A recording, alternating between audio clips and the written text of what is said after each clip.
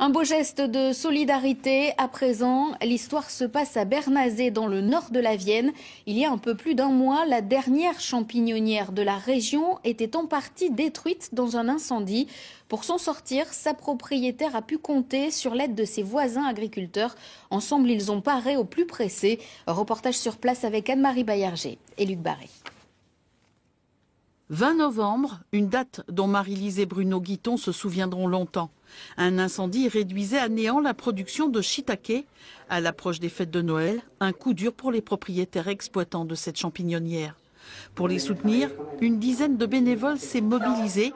Une nouvelle cave avec de nouveaux shiitake commence à pousser.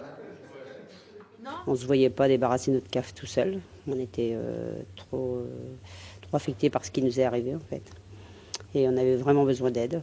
Donc on était heureux de voir que les gens avaient envie de venir nous aider, qu'on n'était pas seuls quand même.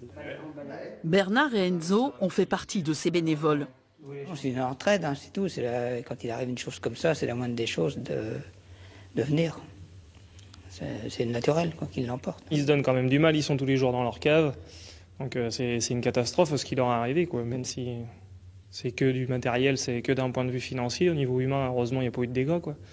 Mais c'est quelque chose d'important pour eux. En tant qu'amis, je me voyais pas les laisser un petit peu dans l'embarras puis pas les aider, quoi. Il reste encore beaucoup de travail pour remettre la cave en état.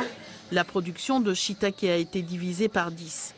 La culture des champignons de Paris, pieds bleus et pleurotes, leur permettent d'assurer les commandes de ces fêtes et les marchés.